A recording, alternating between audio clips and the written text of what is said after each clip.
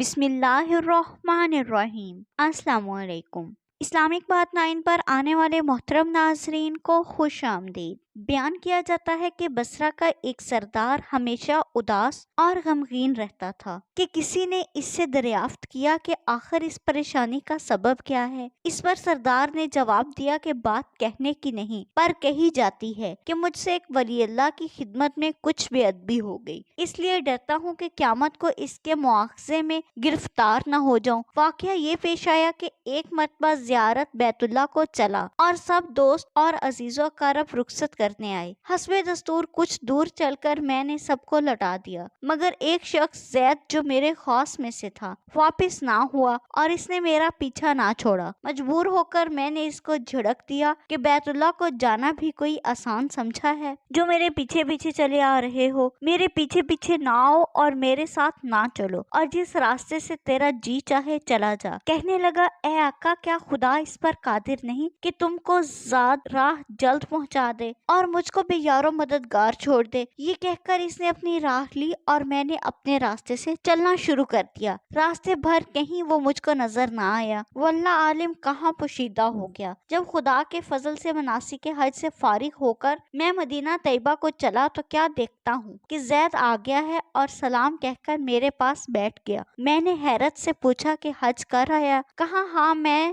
نے تنزن کہا، حج میں سند بھی ملی؟ تو کہنے لگا، کیسی سند؟ وہ کس کام آتی ہے؟ میں نے کہا، حج کرنے والے کو بیت اللہ میں غیب سے چٹھی آتی ہے جس میں لکھا ہوتا ہے فلاں بن فلاں حج کو آیا تھا اور اس کا حج قبول ہو گیا۔ پھر اس سند کے ذریعے قبر اور حشر کے عذاب سے نجات ہوتی ہے۔ یہ سن کر زید روتا چلاتا بیت اللہ کو واپس چلا گیا۔ جب میں حضور اقدس صلی اللہ علیہ وآلہ وسلم کی زیارت سے فارغ ہو کر لوٹا تو کیا دیکھتا ہوں کہ زید پھر آ گیا ہے اور سلام کے بعد ایک چٹھی اس نے میرے سامنے رکھ دی جو ایک نہایت عمدہ ریشمی کپڑے میں لپیٹی ہوئی تھی، جس میں زید کے بارے میں عذاب قبر اور حشر سے نجات کے لیے لکھا ہوا تھا۔ یہ دیکھ کر میرے ہوش اڑ گئے۔ پھر ذرا سکون ہونے پر میں نے معلوم کیا کہ زید بتا تو اس کی حقیقت کیا ہے، آخر یہ معاملہ تیرے ساتھ کیسے پیش آیا؟ تب اس نے بتایا کہ سنو بھائی، جب میں بیت اللہ پہنچا تو کعبہ حاجیوں سے بالکل خالی تھا۔ اس وقت میں نے گڑ گڑا کر زور و قطار رونا اور چلانا شروع کر دیا، اے مالک دو جہاں، کیا غریب گناہ گاروں کا حج بھی قابل قبول نہیں جو مجھ کو حج کی سند نہیں ملی؟ کیا غریبوں کا کعبہ اور صاحب کعبہ اور ہے جو وہاں سے جا کر سند لاؤں؟ مجھ کو قسم ہے تیری عزت و جلال کی، جب تک چٹھی نہ پاؤں گا کعبہ سے باہر نہ جاؤں گا اور روتے روتے یہی مر جاؤں گا۔ اچانک غیب سے آواز آئی کہ اے زید، نجات کی چٹھی لے جا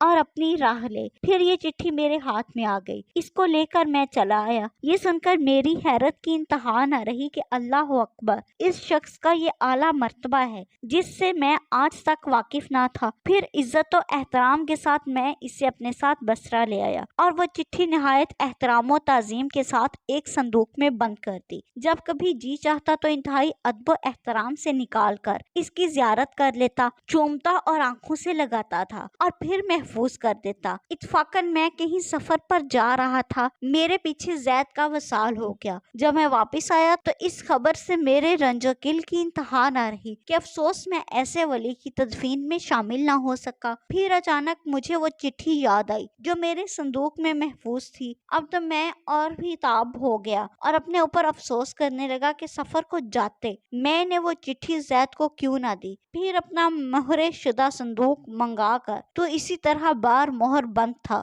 جب میں نے صندوق کھولا تو اس میں چٹھی نہ پائی۔ اب تو میرے غم و الم کا کچھ ٹھکانہ نہ رہا اور ایک حشر کا عالم برپا ہو گیا۔ زور و قطار رونے لگا اور روتے روتے سو گیا۔ کیا دیکھتا ہوں کہ طرح طرح کی سجی ہوئی جنت میں زید سر پر ایک تاج رکھے ہوئے رزق ورق لباس میں تخت جوہر پر جلوہ فروز ہے اور اس کے چاروں طرف حوروں کے جھمگٹے ہیں۔ میں قریب جا کر سلام کیا تو اس نے کہا، اے آقا، اس قدر پریشان کیوں ہو؟ میں نے کہا، مجھے یاد نہیں، وہ چٹھی تو نے مجھے دی تھی۔ کہنے لگا، وہ وہ تو یہ ہے اور اسی کی بدولت یہ دولت و حشمت مجھ کو حاصل ہوئی۔ اب آپ کچھ تردید نہ کیجیے، میں اپنی منمانی مراد کو پہنچ گیا ہوں۔ جو اللہ کا ہو جاتا ہے اللہ تعالیٰ اس کی سب مرادیں پوری کر دیتا ہے۔ دعا ہے کہ اللہ تعالیٰ ہم کو بھی اس واقعے سے سبق حاصل کر کے اس پر عمل کرنے کی توفیق عطا فرمائے، آمین۔ مزید اسلامک ویڈیوز دیکھنے کے لیے ہمارے چینل کو سبسکرائب کریں۔ شکریہ۔